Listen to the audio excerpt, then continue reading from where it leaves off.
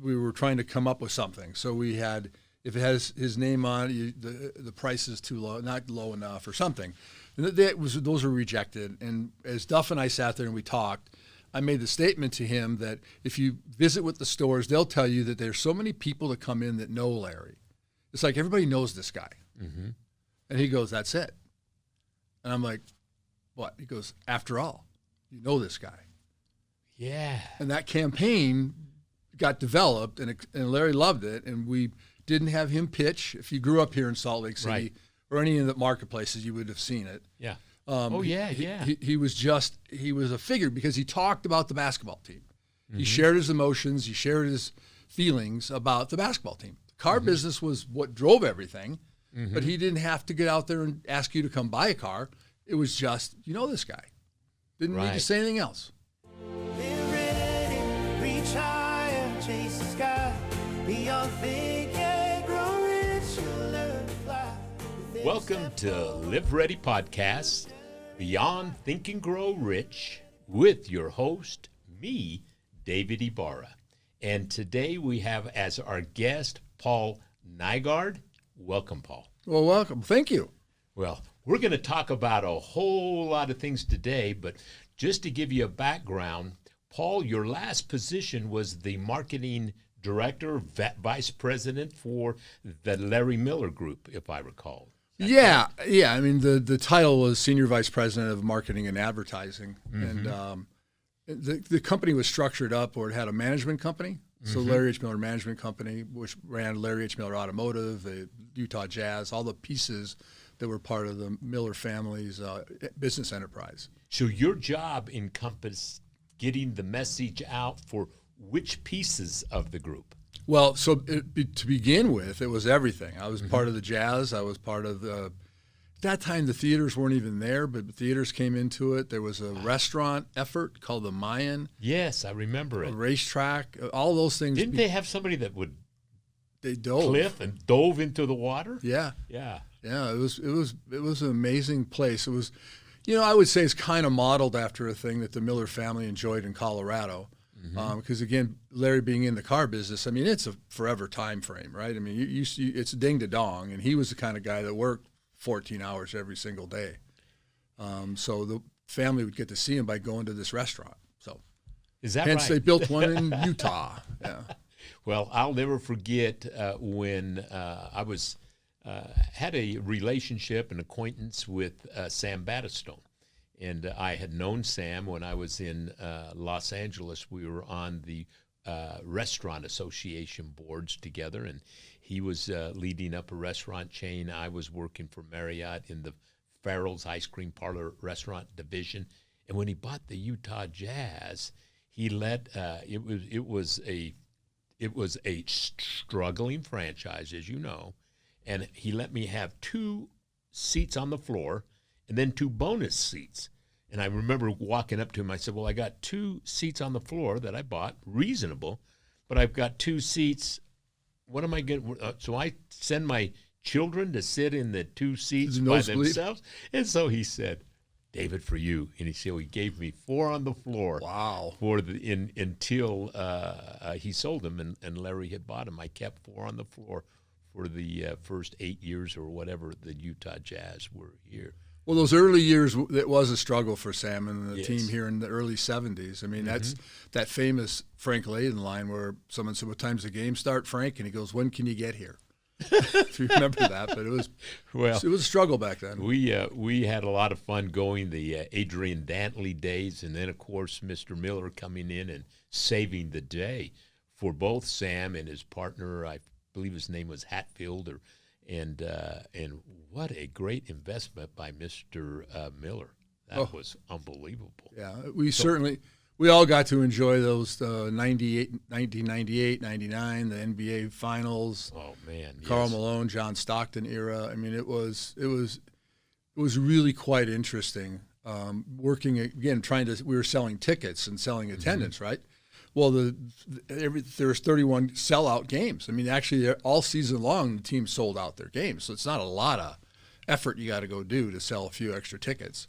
But Jay Francis, who at that point was the head of the VP of the marketing for the Jazz specifically, and they were still focused on getting every single seat full. I mean, having Jay somebody Francis, in it. what a nice gentleman he is. I had Phenomenal guy. opportunity of doing some work in acquiring a couple of buildings from the Miller Group for the Murdoch Group, and it was Jay who we did the negotiations with. Okay, so now the time frame I got. Yeah, he was over real estate for a number of years.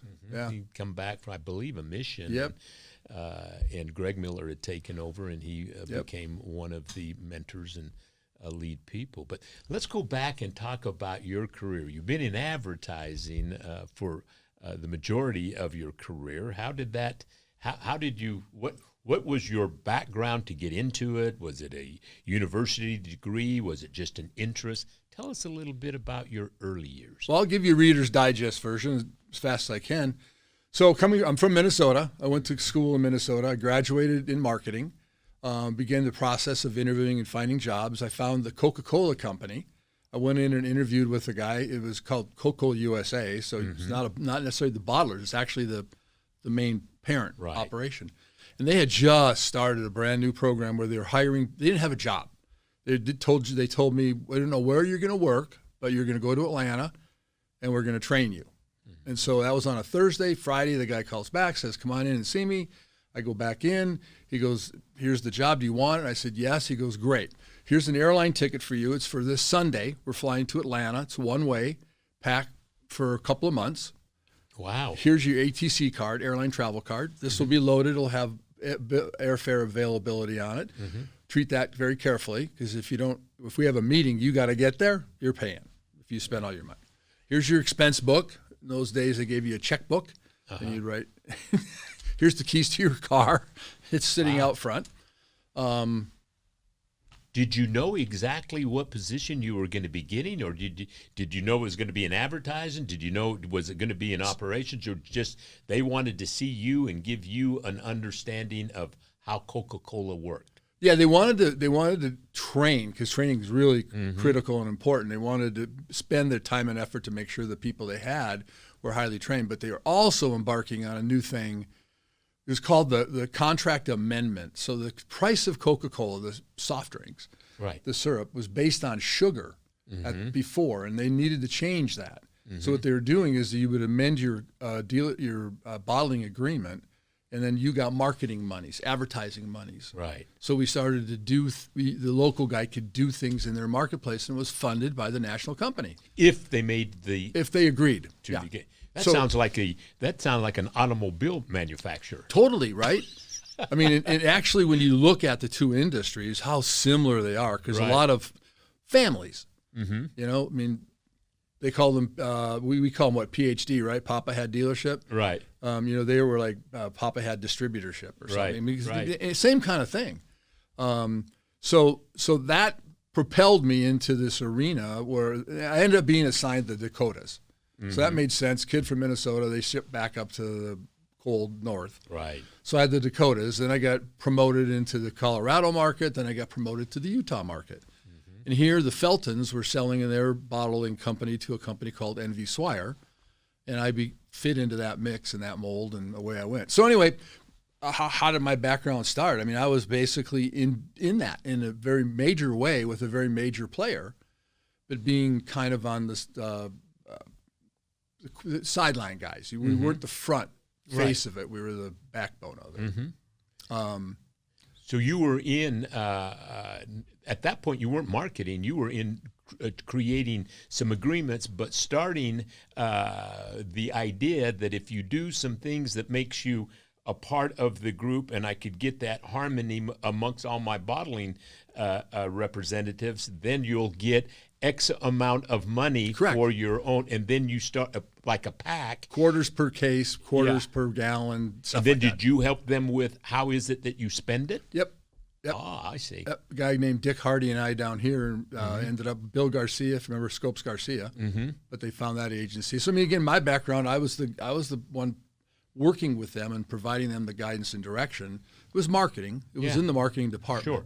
Because part of that conundrum, or part of the structure of marketing, is the advertising piece, the price piece, the product piece, the standard stuff, right? The P's of marketing. From there, How long did you stay at Coca-Cola? It was like 7 years. 7 years, and But then my job was moving to L.A. I at that point had been we were married. We're married, still are, and had kids, and we were living. We really kind of liked this life in Salt Lake City, and going to L.A. was kind of like, I don't want to do that. Well, then you become a bad guy because you're not taking the promotion. Right. So I ended up getting Borden Foods out of Columbus, Ohio. The guy that ran that had a ski home in Park City. He decides to move the office to Salt Lake City. They don't want to. His staff people don't all want to move. I ended up getting hired by them. Still consumer products. I'm not even in cars. You know. And the interesting dynamic from there was a guy named Les Barber. With the Jazz, recommended my name as a search thing. They're looking for people to go create this professional advertising side of the Miller businesses. Right. And that's where I entered in. So you came in. Tell me about your interview and how you get the job. They contact you, and who did you interview with? Well, a lot of people, but I mean, the president was a guy named Tom Fichet. He thought highly of me. We were pretty close. Brian Henry was one of the guys. There's another name drop that I worked basically underneath Brian and Jay for the beginning part of my career. Two big names in our industry for sure. Yeah. In the Rocky Mountain states. Yep. And so Larry, Larry we kind of visited. He talked all about his start and do I know this person and that person, and off we went. But he did sit down with you prior to you coming on. Yeah, that's very Larry, isn't it? Yeah. Oh yeah. My gosh. No, he's if you got skipped, it probably wasn't a good idea. If he didn't interview you before you got hired, it was probably not a good idea. Right. He was very hands on. Totally. Oh, and he would assign projects to you. You get a call. He had a couple of assistants, but Marilyn Smith was one of the long tenured ones, and Lisa and Karen and all. But I mean, they would they'd give you a phone call, and you'd stand at the doorway if you've ever experienced that with him, and you would go, and he was very much matter of fact. He'd rattle off things, and then the deal was you had to go do those things and report back. Right. And it wasn't, he didn't want like a detailed report. He just wanted to know it was done and handled and it was off his mind. Did you, I understand from some people that he didn't have any concept of 9 to 5. So there would be times way past normal work hours of what you would think is acceptable that he wasn't afraid to start calling people. No, I mean, that was his thing. I mean, they would put all of his phone calls and messages and papers in an in basket, face down. Right. And he'd come in and turn it over and go from the top, and they had to be all gone before he would really go. What Greg discovered is Greg Miller, his son, is that, well, that's, probably somewhat of a good trait. There's some bad things to that, too, because you're basically not empowering the people that you're hiring and employing at a high level to really go do things because you're too much. Like the light bulbs are out here, and he's dealing with that. Right. There was a commercial that ran after the event was done, and he's calling me saying on... What was the latest time in the day that you got a call from Mr. Miller? Probably 9:30, 10. Yeah. When we would do these different sales events, he would for sure, he'd say somebody's not reporting right, or you just had to reach somebody and let them know. Yeah, that's cool. Well, for a minute, I'd like to take a break here and have a word from our sponsor. Yes, our kids can. Now, as you know, we believe that our children should have an opportunity to learn the principles of success at their earliest thought. So take a listen, and we'll be right back. At what age do you wish you had unlocked the principles that lead to success? Where do you think you'd be today if you had learned them as a child? Yes, Our Kids Can is a program developed at Harvard and tested in San Antonio's school systems, designed to give children of all backgrounds the opportunity to plant the seeds for future success using learning techniques they understand and enjoy. Through engaging animated stories, fun sing-along songs, and interactive games, Yes, Our Kids Can teaches your child the empowering, success-driven principles needed to reach their full potential. Don't miss this opportunity to give your children the future they deserve. Yes, Our Kids Can is available now on the Apple App Store and Google Play. Sign up today and help make your child's dreams a reality. Now, wasn't that great? Imagine getting your children through a song or a game, learning about thought, learning about purpose, learning about talent. All you have to do is enroll in our yearly membership for the cartoon series, for the sing-along songs. Do it now. Let's continue. So tell us about some of the things that you are most proud about at your time with the Miller Group. Well, there you go. So the greatest pride I have is there's a statement, right, or a saying that success has many fathers and failure is an orphan. So myself and a guy named Duff Clausen, and we were pitching the campaign to the president and to the people at the Millers for the branding. Mm-hmm. It's Larry H. Miller, and we were trying to come up with something. So we had, if it has his name on it, the price is too low, not low enough, or something. And those were rejected. And as Duff and I sat there and we talked, I made the statement to him that if you visit with the stores, they'll tell you that there's so many people that come in that know Larry. It's like everybody knows this guy. Mm-hmm. And he goes, "That's it." And I'm like, "What?" He goes, "After all, you know this guy." Yeah. And that campaign got developed, and Larry loved it. And we didn't have him pitch. If you grew up here in Salt Lake City, right, or any of the marketplaces, you would have seen it. Yeah. He was a figure because he talked about the basketball team. Mm-hmm. He shared his emotions. He shared his feelings about the basketball team. The car mm-hmm. business was what drove everything, mm-hmm. but he didn't have to get out there and ask you to come buy a car. It was just, you know this guy. Didn't need to say anything else. Didn't need him to say anything. Well, I do remember that. I remember it vividly. And then later, the word, because you know this guy, and one of the dealerships that he bought was Gordon Wilson, a great guy. And then there was another dealer, Signer, the GM guy. The GM guy. So we had like three guys. But I remember just how subtle. You know this guy. Yep. You know this guy. Yep. And it gave a sense of a character, honesty, and that you were buying from someone you knew. Yeah. Yeah, and we would have Daniel Jones and different marketing research companies measure this every year. I was always concerned, is does it matter? You know, I was like, well, so we're Larry H. Miller. I mean, maybe we could be Celebrity Ford or Centennial, mm-hmm. or does that? How does that actually work? What do people think? What you discover in that is that having that name recognition and having a feeling attached to it is what draws people into a likelihood to shop you, which gives you an at-bat. It's an opportunity. Brilliant. It was because, so many of the chain stores, like, when I was with Marriott, everything that we did, the 18 years that I worked with Marriott, it was themed. If you're in a Marriott hotel and you ask something and you say thank you, the Marriott person's going to say enjoy. And there's just certain things that belong. Farrell's Ice Cream Parlor restaurant was, about coming in and having an event and creating a memory. And we were in the memory business. Yeah. And I'd always thought, well, the groups oftentimes have a difficult time creating their theme. What do they stand for? And sometimes you can't do it through your how processes because you got a lot of strong personalities in our business, the automotive business, and general managers have a tendency to want to have it their way.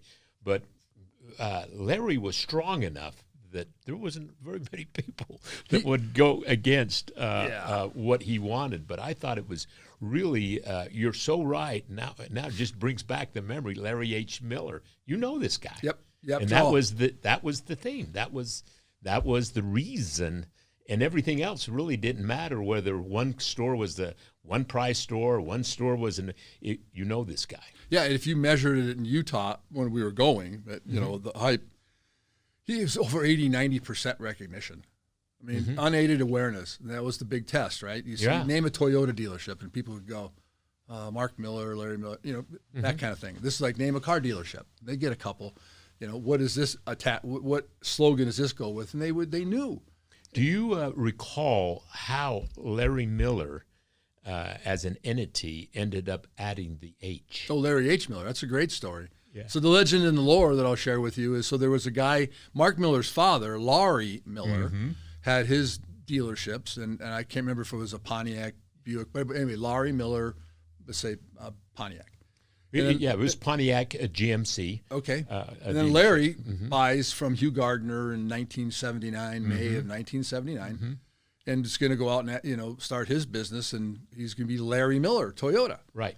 And people are like, well, that's kind of confusing because there's a Laurie Miller, and so the H stands for Horn, which Horn is his mother's family, right? Larille Horn, and her brother Reed Horn.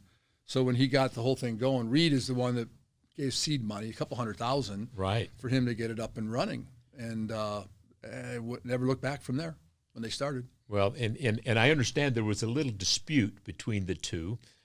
Larry, whether it's true or not, legend maybe, and it was like Miller said, well, I don't care, then I'll just add Larry H. Miller, and it ended up becoming the brand. But just the story, what you just said, that his father-in-law loaned him $200,000. There was uncle, not father-in-law. Uncle. He had so much confidence and absolutely guts that if he believed something, he was all in. He was going to make it happen, whether it was the racetrack in Tooele, whether it was buying the Jazz. Theaters, buying the Jazz, and you just huge stretch. You look at that and say, man, how do you have that kind of belief in yourself that you're going to make it so?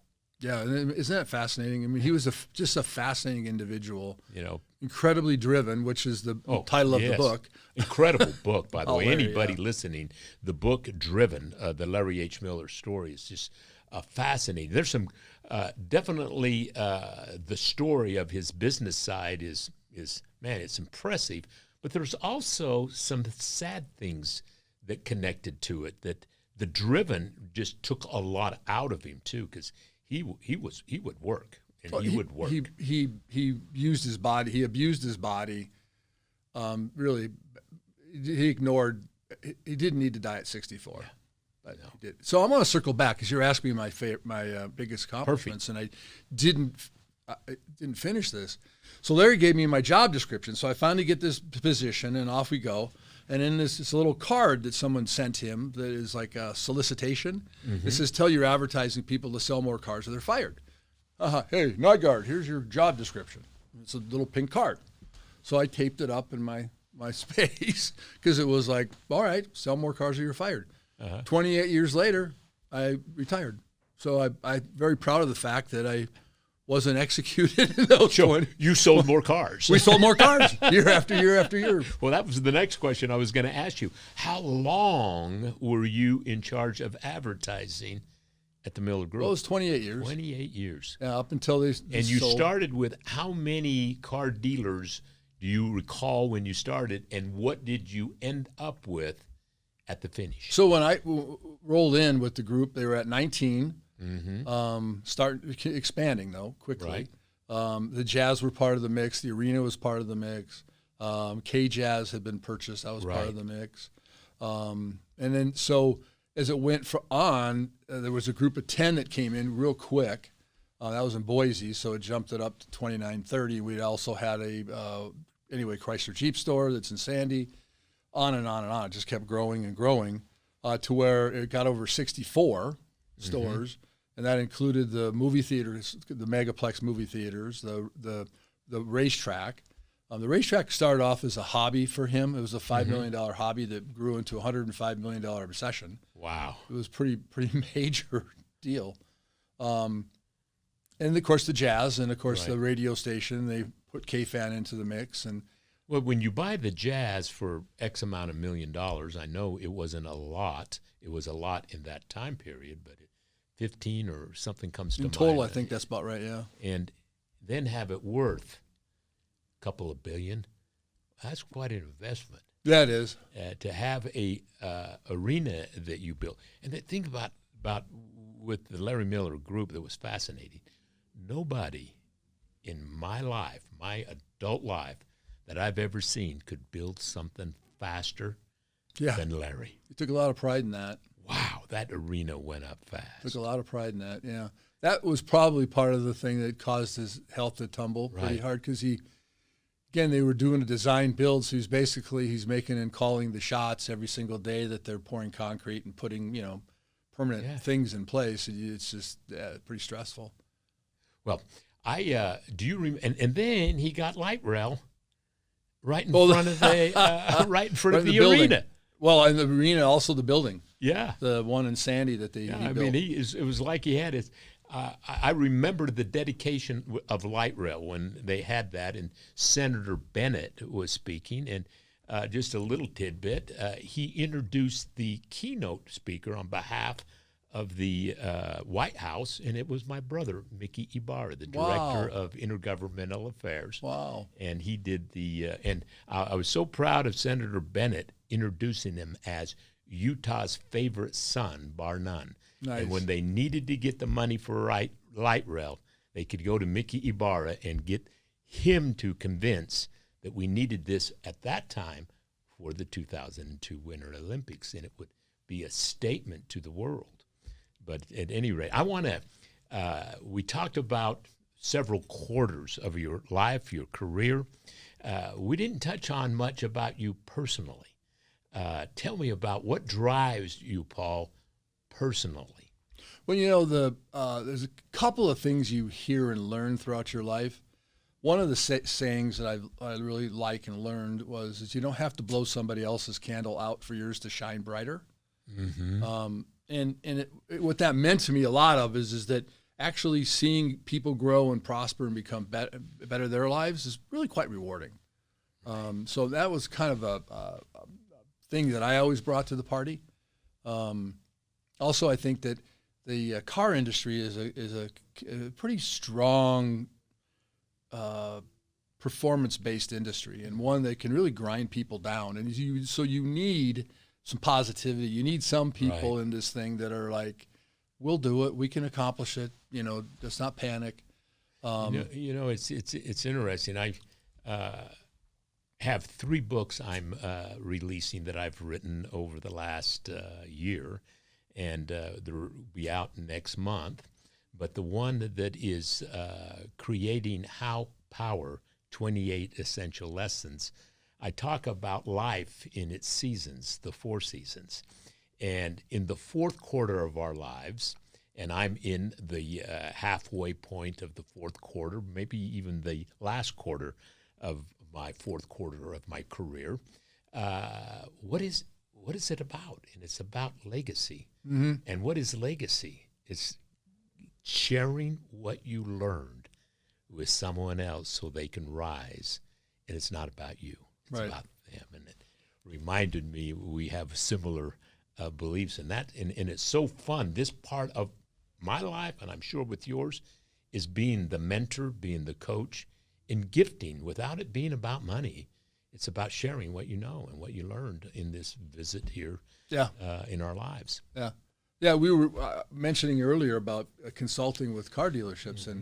and that statement about you can lead a horse to water, but you can't make him drink. I mean, mm-hmm. a lot of times in the car industry, there's solutions that are there, but it's you have to be able to understand the changes necessary, mm-hmm. and put away sometimes your own emotional belief system and adopt a new one to progress. From the beginning of time, and you look at like Atomic Habits, a book that I read, and it really gets in and dissects any major change in the world, whether it's internet, whether it was the car, or we're replacing, the horse and buggy, that how human beings react to change is one or two ways. A few, 15%, will be curious and want to learn more, and the majority will feel fear and protect what is. Yeah, and look for negativities of every way they can keep what's new. And I can remember, and I'm sure you can too, being in marketing, in our business when the internet became, we look at the first president of the United States to send an email was Bill Clinton. Yeah, that's something. That's not too long ago. And then I could hear people at NADA, the internet's not going to take our place. And they said it in such a strong voice, you could just hear the fear of something they didn't know. Instead of becoming curious and learning, and I'm sure in your career, there was a huge change. I'd like you to talk about traditional advertising. Then all of a sudden, we've got this digital space, social space. How did you maneuver through that? Yeah, the thing I'm proud of myself about is not like a dinosaur that didn't adapt. I always adapted. I was very curious and very much in maybe too much in this tip of the spear sometimes. Yeah. But Roger Miller and I sat in his office in 1995 buying URLs, and we had to explain to people what URLs were. And, an interesting dynamic is we had LHM.com. Mm-hmm. We bought that. Right. And there's this thing in Minnesota called the Lutheran Brotherhood, which has the Lutheran Hours Ministry, LHM. Right. They wanted to buy that so bad, but we had it. Right. We couldn't get Larry Miller, surprisingly. Larry Miller is actually an actor, a Canadian actor who's based out of L.A. He was in the Princess Diaries, bald-headed guy. Right. I mean, famous actor, really. Uh-huh. So we had to do Larry H. Miller. Right. Another reason to put the H in his name because, right. But anyway, just buying all those URLs, we had literally 1,900 that we ended up owning. So it starts with having the basic premise of here's the new technology from websites, used car liners. It was everybody did used car liners in the newspaper, and now you got to put them on Auto Trader. Same thing. That is so. I do seminars every month with leaders from all over the country that come here for 2 days, and I tell things from our past. Anybody that's been in the business 20 years or longer should be an expert of handling online sales because we did it with liner ads. Yes. It was the same thing. Right. And now it's just coming from a different place. Yep. The whole OTDB, opportunities to do business, tracking that, paying attention to what your leads, the volumes that are coming in, where your assets are being deployed. It's different, but it's the same. Yeah. What I mean by that is you used to buy a double truck in the newspaper or a single. Yes. And every Saturday you would be, you wanted to know, did it work? And, and so you get your lot hawks and you try. No different. Now it's all electronically and you got an ad that's going out there. It's driving you traffic. You got to handle it. Well, finding where the commonality and the connection in is half of what you can help somebody refrain from pushing back is understanding. And when they understand, it's simply the greet, the needs analysis, and the discovery most likely will happen in the digital dealership, your virtual dealership space. And when you come on the physical dealership, you shouldn't try to start them at the beginning again. Right. It's a continuation. And that's a thing that we have to teach our older folks in our business, and that doesn't mean by age, that when they were selling, it started with a greet. But the greet has already occurred. Tell me, what are your plans for you, Paul, for the next 10, 15, 20 years? We're on the our health is good, so we're on the we're traveling and going places routine. We're going to see more of our country and more of the world, so to speak. Perfect. Enjoy being around grandkids. The interesting dynamic. So as I said to you, my job description was sell more cars or you're fired. Right. I took it very seriously. Every single day we had a sales report of every store, what they sold, what they leased, everyone. We had every number on the service department, parts numbers, every day. And every day on your phone, 24/7, you would get this report and this document. And, of course, we had 21 manufacturers, so I got 21 manufacturers' reports of what we did. Mm-hmm. I'd get our 60-some store reports. I mean, so anyway, every day you were just literally getting 200 to 300 important messages. And took it seriously, you looked at them all and you went through it, Right. and you never stopped. Understanding the data. Vacation didn't matter. You just never stopped. Yeah, that's true. And I loved it. I really enjoyed being part of it, but it wears you out. Yeah. And so now I'm kind of happy not having to look at that a little bit. So, But do you do a little bit of consulting on the side? yeah. So if somebody wants to contact you, how could they? Oh yeah, no, I mean, Ad Help LLC is my little Ad Help advertising help. LLC. Perfect. Yeah. Well, I want to thank you for being on our program today, and I got a gift for you. Oh, cool. A copy of my book, Live Ready, Beyond Think and Grow Rich, which are based on the principles, modernizing them from the book Think and Grow Rich by Dr. Napoleon Hill. Nice. Well, thank you. I appreciate that. Thank you very much. Thanks, David. Live ready, reach higher, chase the sky. Beyond think and grow rich, you'll learn to fly. With every step forward, the future is bright. Live ready for the dreamers, ignite your